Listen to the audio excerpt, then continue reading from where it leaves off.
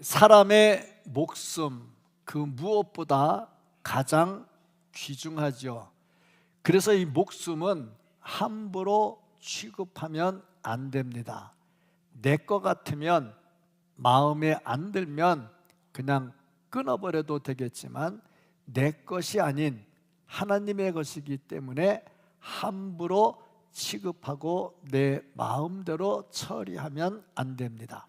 그런데 목숨이 귀하다고 해서 정의 진리 앞에 그 목숨이 아까워가지고 구걸하면 그것도 안 되지요.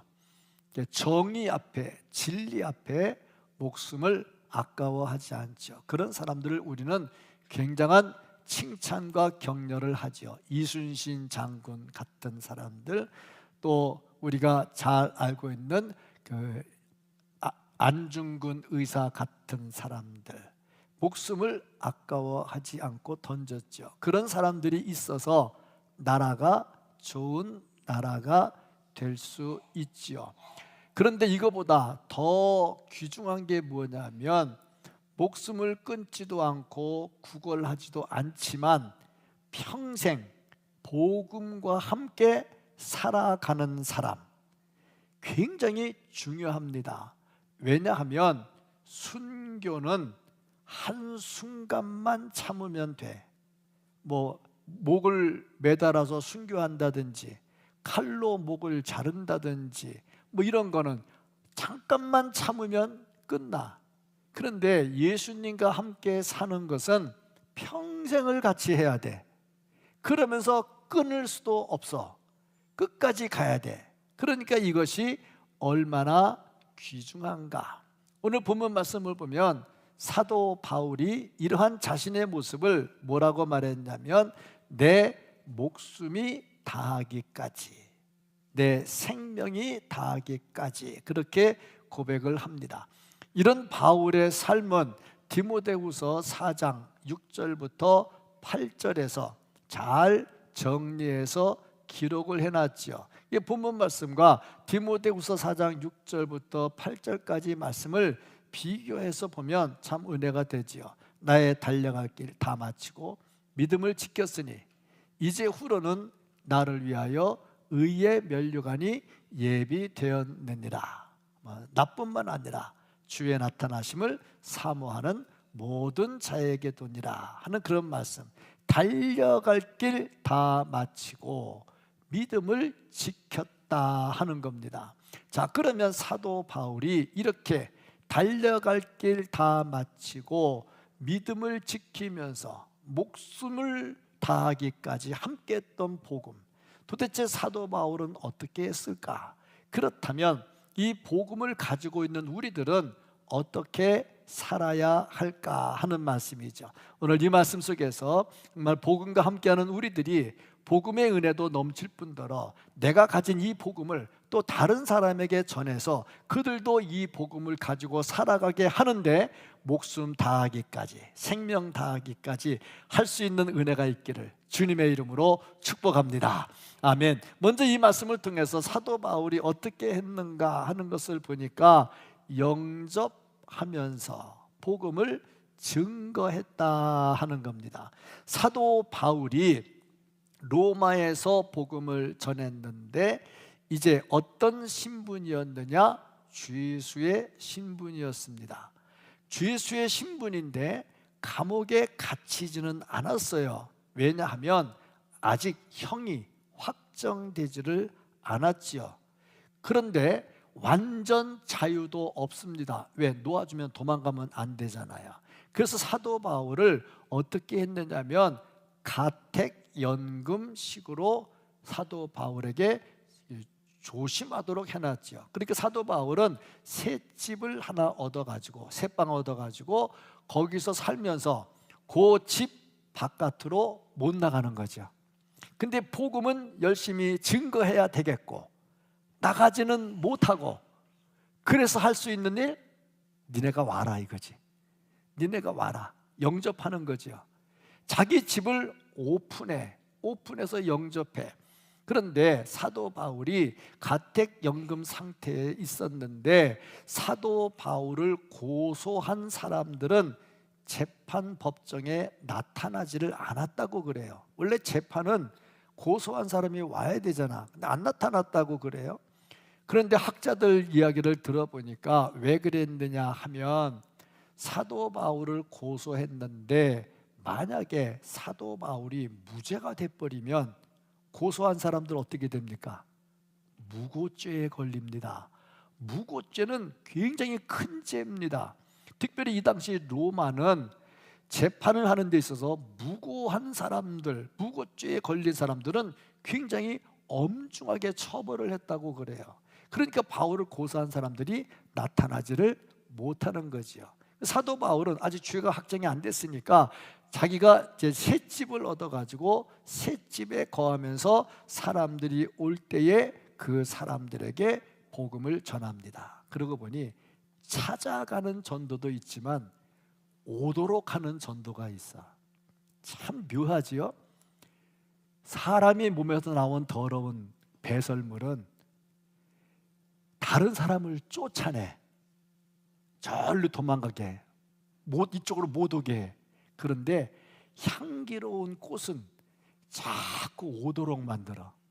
이게 복음에 향기가 있어 놓으니까 사람들이 궁금하니까 자꾸 들으러 오는 거야. 거기서 사도 바울이 뭐 했냐? 집을 오픈을 한 겁니다. 와라, 누구든지 와라. 그러고 보니 한 2년 동안을 그렇게 했는데 사도 바울의 입장에서는 편한 게 못 돼.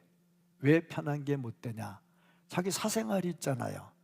피곤하면 좀 자야 되고 또 자기 시간들이 또 있잖아요. 그런데 사람들이 자꾸 와서 집에 머물면 어떻게 자기도 힘든데.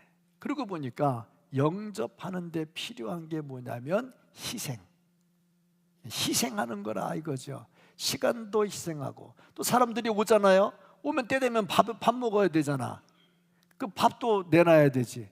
또 심심하면 물도 끓여놔야, 물도 좀 줘야 되지. 간식도 줘야 되지. 그러다 보니까 물질도 많이 들어가죠. 사도 바울이 돈이 어디 있어서 그렇게 했겠는가? 집세는 뭘로 냈고 먹는 거는 뭘로 먹었는가? 그러고 보니 쭉 말씀을 묵상하면서 보니까 사도 바울이 새 집에 살고 하면서 헌금이 들어오는 거야. 무슨 헌금?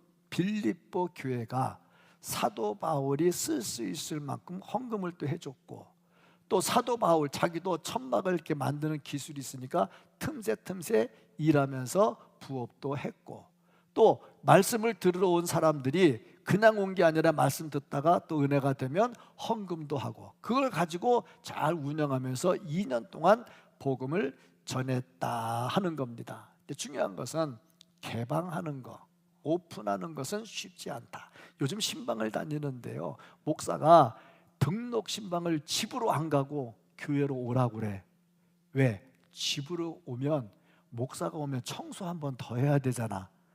그리고 목사가 신방 오면 또 여기저기 하다 또 화장실 간다고 들어가고 화장실도 다 청소 다 해놔야 되잖아. 이게 저게 불편하니까 그냥 당신들이 교회로 오겠다고 그래. 그 등록 신방도 교회에서 할 때가 많아. 오픈하는 게 쉽지 않아요. 예전에 개척교회 하시는 분들, 목사님들 얘기 들어보면 진짜 힘든 게 뭐냐면 개척교회는 자기 집하고 교회랑 다 같잖아. 다 같으니까 교인들이 들어왔다 집인지 교회인지 막 분간 없이 막 다니고 밥 먹으려면 막 사택으로 들어오고 막 그러잖아. 차 마시려면 사택으로 들어오고 교회도 조그마니까 그러다 보니까 애들이 사생활이 안 되는 거야. 사춘기 애들이 좀 빗나가기도 해. 우리는 왜 이렇게 살아야 돼? 그러면서 그러다 보니까 사모님은 뭐 하는 사람이냐? 옛날 말로 식모야. 교회 식모. 온갖 잡일 다 해야 되고 때 되면 밥 해야 되고 청소해야 되고 온갖 식모같이 이렇게 지나죠. 그러다 보니까 사생활이 없어. 얼마나 피곤한지 몰라요. 오픈하는 거는 피곤해요. 그래서 나온 말 중에 하나가 뭐냐면 목회자의 아이들을 어항 속의 물고기라 그래. 어항 속의 물고기. 어항은 우리가 보려고 이렇게 동그랗고 예쁜 거 사다 놓잖아요. 네모난 것도 사다 놓고 물 담아 놓고 그 앞에 물고기를 넣어놓죠. 어항 밖에 있는 사람은 좋다고 봐. 야, 물고기가 막 하네. 야, 저거 뭐이도 먹네. 막 재밌다고 봐. 그런데 이 어항 안에 있는 물고기는 24시간이 노출돼 있어. 숨을 데가 없어. 얼마나 피곤해. 그래서 목회자의 자녀들을 어항 속에 물고기라. 교인이 100명이면 엄마 아빠가 100명이고 교인이 500명이면 엄마 아빠가 500명이야. 너도 나도 이래라 저래라 한마디씩 하면 애들이 완전히 열받죠. 어항 속에 물고기라 그렇게 말을 해. 그러니까 오픈한다는 것이 쉽지가 않아. 근데 사도 바울은 오픈. 물론 아내도 없고 물론 자식도 없으니까 오픈하기 좀 쉬웠겠지. 그래도 개인적으로 얼마나 힘들었겠느냐. 그리고 보니 복음을 위해서 영접할 때 희생이 있더라 하는 것입니다. 벌들이 있는데 이 벌이 뒤에 침이 있잖아요. 꼬리에 침이 있는데 그 침을 탁 쏘면 그 다음에 죽는다고 그러대. 그래서 웬만하면 안 쏘는가 봐요. 그런데 위험할 때는 이렇게 쏘는가 보죠. 일벌이 있는데 일벌이 이렇게 쏜대요. 그럼 자기 죽는데, 근데 자기 종족을 보호한대. 얼마나 희생하겠습니까? 뭔가 보호하려고 자신을 희생하는 거죠. 흡혈박쥐가 있답니다. 흡혈박쥐, 말 그대로 피를 빨아먹어야 사는 박쥐가 있어. 그래서 보통 말 엉덩이에 붙어가지고 막 피를 빨아먹는다든지, 아니면 소 엉덩이 가서 빨아먹는, 피를 빨아먹어야 사는 흡혈박쥐가 있어요. 그런데 피 빨아먹기가 쉽지가 않은가 봐. 말 꼬리에 가서 빨아먹을 때 말이 꼬리를 탁 치면 한 대 얻어맞고 도망가야 돼, 그 말이죠. 말 갈퀴에 가서 먹으면 막 흔들면 또 떨어져 나가고. 그러다 보니까 흡혈박쥐가 피 빨아먹으러 나갔다가 피를 못 빨아먹고 돌아올 때가 있대요. 이틀을 못하면 거의 죽을 지경에 간답니다. 그러면 피를 빨아먹은 박쥐가 어떻게 하느냐? 빨아먹은 피를 토해가지고 그 박쥐가 먹도록 해준대. 그래서 박쥐가 안 죽고 산대. 자, 그걸 보면서 야, 종족을 지키기 위해서 이렇게 희생을 하는구나. 그렇다면 복음으로 가정을 살리기 위해서 우리는 무슨 희생을 할까? 내가 복음을 가지고 하나님 나라를 확장시켜 나가야 되는데 나는 어떤 희생을 할까? 사도 바울은 철저하게 자기 자신을 오픈하면서 희생을 했죠. 그리고 이런 옆에는 좋은 동역자들이 있었습니다. 사도 바울이 병이 들었잖아요. 하나님께 기도해도 하나님이 안 고쳐주잖아요. 그럼 어떻게 해야 돼? 의사를 찾아가야죠. 그래서 사도 바울 옆에는 의사가 꼭 있었습니다. 의사 누가가 사도 바울 옆에서 도왔죠. 사도 바울은 처자식이 없었잖아요. 가정이 없잖아요. 외롭잖아요. 그래서 디모데, 믿음의 아들 디모데가 있어서 같이 또 생활을 했잖아요. 데마, 디도, 에바브로, 디도, 아리스타고 이런 사람들 같이 있었는데 그 중에는 어떤 사람도 있었냐면 사도 바울이 감옥에 갔잖아요. 감옥에 가면 외롭고 쓸쓸하잖아요. 그래서 사도 바울을 도와주려고 같이 감옥에 들어간 사람도 있어. 근데 제가 그걸 가만히 묵상을 해보니까 아니, 내가 죄가 없는데 감옥에 들어간다고 해서 그 사람이 감옥에 집어넣어 주냐고. 그것도 이상하잖아요. 그럼 감옥에 들어가려면 어떻게 해야 돼? 자기도 똑같은 죄를 져야지. 그게 뭔데? 복음이잖아.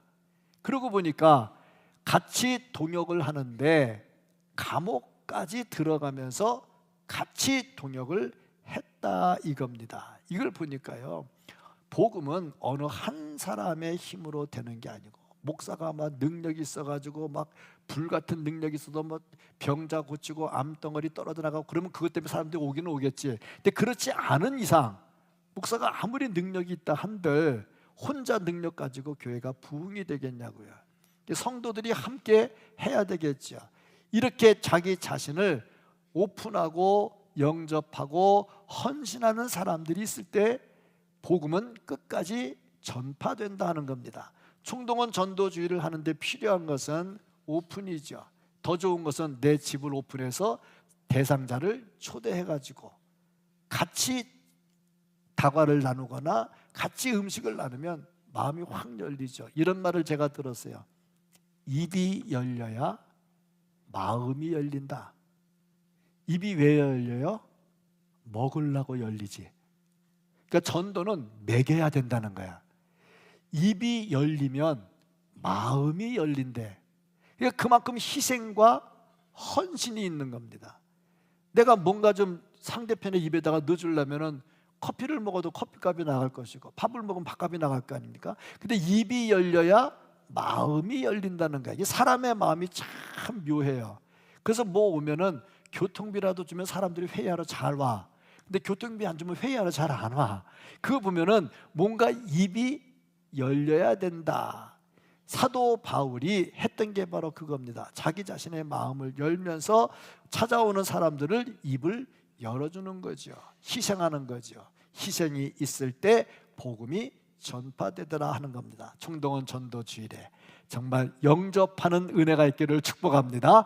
그리고 어떻게 했느냐? 담대하게 전했어요. 특별히 사도 바울이 자기를 고소한 사람들이나 뭐나 상관없이 담대하게 전했는데 유대 지도자들 앞에서도 겁내지 않고 담대하게 전했습니다. 특별히 아그리빠 왕이 사도 바울을 재판을 합니다. 재판을 받는 그 자리에서 사도 바울이 한 말, 사도행전 27장, 26장, 27절, 28절 말씀. 아그리빠 왕이여, 선지자를 믿으시나이까? 지금 재판 받는 중입니다. 선지자를 믿으시나이까? 믿으시는 줄 아나이다. 아그리빠가 바울에게 이르되 내가 적은 말로 나를 권하여 그리스도인이 되게 하려 하는도다. 아그리빠 가만히 들어보니까 요 재판받는 사람이 말이야 자기를 전도해서 그리스도인 되도록 하는 거지 말이죠. 이걸 보면서 사도 바울이 얼마나 담대하게 거침없이 전했는가. 또 로마의 총독 앞에서도 사도 바울이 복음을 전합니다. 사도행전 24장 24절 25절 말씀을 보면 수일 후에 벨릭스가, 로마의 총독 아닙니까? 벨릭스가 그 안에 유대 여자 드루실라와 함께 와서 바울을 불러 그리스도 예수 믿는 도를 듣거늘, 도를 들어요. 복음을 듣잖아요. 바울이 의와 절제와 장차 오는 심판을 강론하니, 심판까지 선포해. 안 믿으면 지옥 간다고. 벨릭스가 두려워하여 대답하되 지금은 가라. 복음을 전해도 다 들어가진 않아. 지금은 가라. 내가 틈이 있으면 너를 부르리라. 그러니까 지금은 안 들어갔는데 고구마는 쑤셔야 돼. 지금은 안 들어갔는데 틈이 있으면 부른다고 그랬잖아. 그러니까 일단은 찔러봐야 돼. 제가 늘 얘기했죠. 개그맨이 장가를 가는데 예쁜 여자들이 많다고, 아내가 예쁘다고. 개그맨은 주로 못생겼잖아. 예쁜 여자가 많다고. 그래서 물어봤어요. 사회자가 어떻게 개그맨들은 아내들이 예뻐요? 그러니까 예쁜 사람들은 옆에 다가오는 남자가 없대. 왜? 임자가 있는 줄 알고 안 온대. 그러니까 이쁜 여자는 남자가 없다는 거야.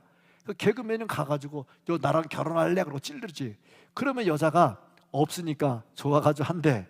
근데 혹시 있으면 야 개그도 못하냐? 그러고 온대. 근데 나 같은 사람은 그런 말 못하잖아. 개그도 못하냐? 그런 말 못하잖아. 그러니까 개그맨들이 예쁜 여자라고 많이 한대. 일단 찔러봐야 되는 거야. 찔러. 전도도 그래요. 저거 죽어도 안 베낄 것 같아.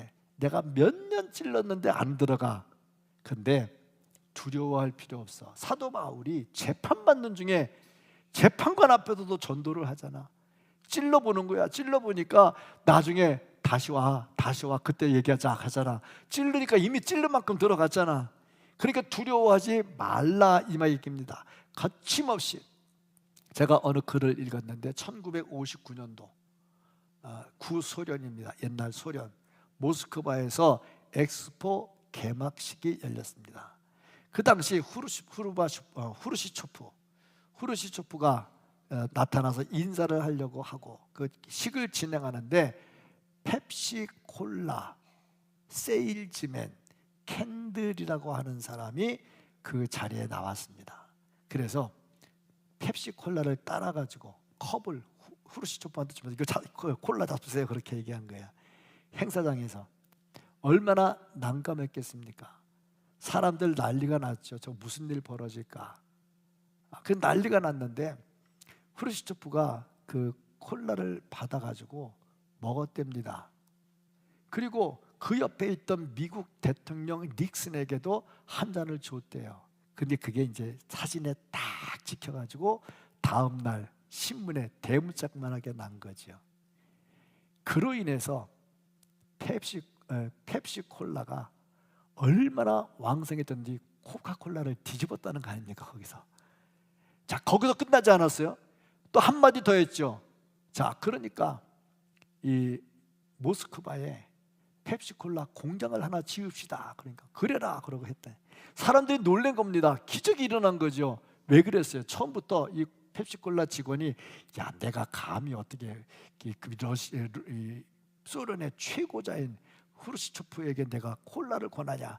에이, 그랬다 잘못 걸리면 영창에 나가지. 그랬으면 일이 안 되죠. 그냥 찔러보는 겁니다. 찔르면 역사가 일어나는 거죠. 그게 복음 아닙니까? 30년 찔렀는데요. 31년도 찔르라고 있는 거죠. 없는 건 아니잖아. 그러니까 뭐든지 열심히 끝까지 거침없이 두려움 없이 전진해 나갔다 이겁니다. 뭘 했느냐? 하나님의 나라를 선포를 했어요. 하나님의 나라가 뭐냐? 우리가 아는 하나님의 나라는 죽어서 가는 천국을 말하죠.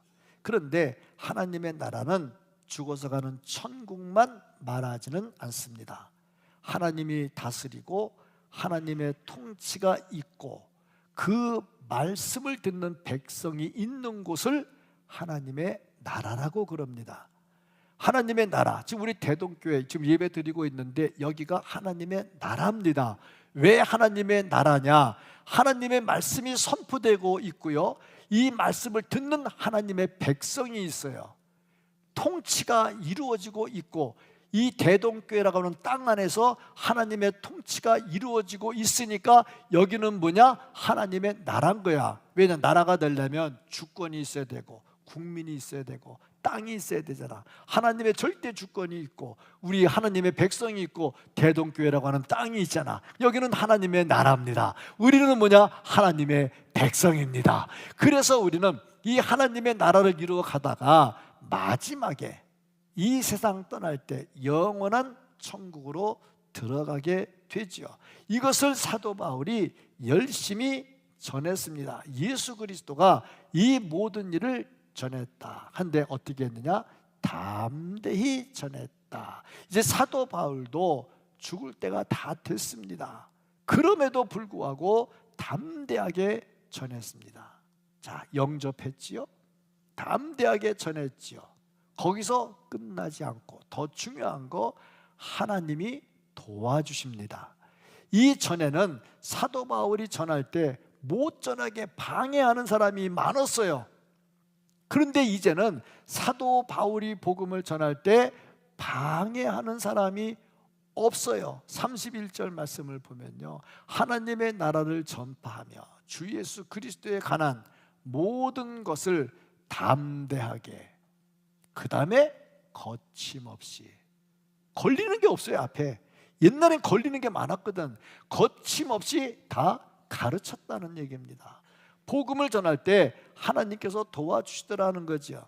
우리가 말 잘해서 전도하는 거 아니고요, 내가 돈 많이 썼다고 전도하는 거 아니고요, 물론 영접해야 되고요, 물론 내가 대접해야 되고요, 그 사람의 입을 열어야 되지요. 그러나 더 중요한 것은 하나님이 도와주셔야 된다는 겁니다. 그래서 우리는 기도하고, 그래서 우리는 전도하러 나갈 때 열심히 전도한다는 겁니다. 잠언 16장 9절 말씀을 보면 사람이 마음으로 자기의 길을 계획할지라도 그의 걸음을 인도하시는 이는 여호와시니라. 우리가 아무리 계획하고 아무리 짜도 총동원 전도주의를 합시다, D-3입니다 합시다. 어저께 여자 1, 2, 3, 4구역하고 남자 1구역하고 좀 이렇게 바람 좀 쐬러 나갔어요. 단합대회 겸 나갔는데 나가서 뭐 한 줄 아십니까? 전도할 수 있다, 전도하자, 와 하고 그거 찍었어요. 나가서 온갖 정신이 막 그리 나가 있다고. 그런데 그렇게 한다고 되냐고. 그게 하나님이 도와주셔야 되지. 근데 그거 안 하면 또 되냐? 안 하면 또 안 되지. 해야 도와주지. 안 하는데 왜 도와줘? 우리가 열심히 영접하고 거침없이 선포하면 하나님께서 도와주실 줄로 믿습니다. 그래서 사도 바울은 이렇게 열심히 하면서 뭐라고 고백했냐? 고린도전서 15장 10절에 이렇게 고백을 합니다.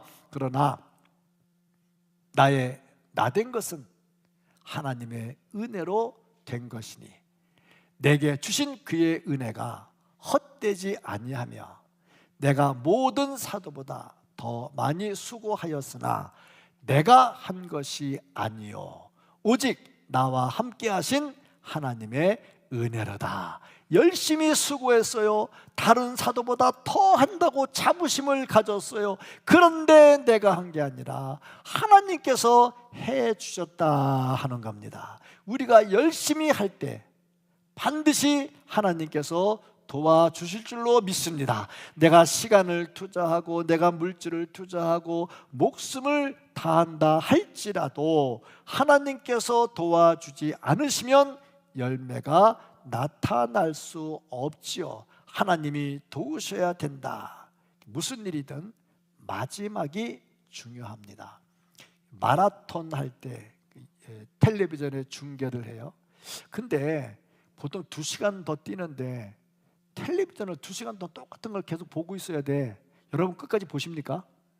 그것처럼 지루한 게죠. 똑같은 거를 2시간 동안 보고 있어야 돼. 근데 보게 되더라고. 그런데 어떤 때 보면요, 그 마라톤도 작전이 있어요. 1등 할 사람이 처음부터 1등으로 안 뛰더라고. 같은 팀끼리도 1등 할 사람은 2그룹에 많이 있더라고. 1그룹에는 막 치고 나가는 거야. 그러면 다른 사람들이 멋모르고 따라가. 그러다 지쳐가지고 거의 다 가서 못 뛰어. 근데 작전상 뒤에 있는 사람은 자기 힘을 기르고 갔다가 마지막에 막 치고 나가서 1등 하더라고. 그러고 보니 42.195km를 뛰는데 42km를 1등으로 뛰다가 마지막에 100km 전에 추월당해서 2등, 3등 되면 1등 못하는 거야. 마지막이 중요하죠. 우리의 신앙 70년 뛰어왔어요. 80년 뛰어왔어요. 우리 권사님 90년 더 뛰어왔어요. 열심히 뛰어왔어요. 열심히 뛰어왔는데 언제까지 뛰어야 되느냐? 꼬리갈 때까지 뛰어야 되는 거야. 이게 복음이죠. 이게 우리의 신앙이다 하는 겁니다. 가룟 유다 보세요. 예수님 제자로 3년을 따라다녔잖아. 예수님 설교를 들었어요. 세상에 예수님 설교를 들었잖아. 책을 봐도 원저자가 와서 강의하면 강의와 깊이가 있어요. 원저자가 오면. 그런데 예수님 원저자이신 하나님의 말씀 원저자이신 예수님이 오셔서 말씀을 전해서 그 말씀을 들었어. 예수님이 보리떡 물고기 가지고 이적 행할 때 그것도 먹었어. 병자 고칠 때 봤어. 둘씩 짝지어서 전도하러 나갈 때 능력도 다 행해 봤어. 그런데 마지막에 예수님과 끝났어. 야, 이게 무슨 의미가 있냐고.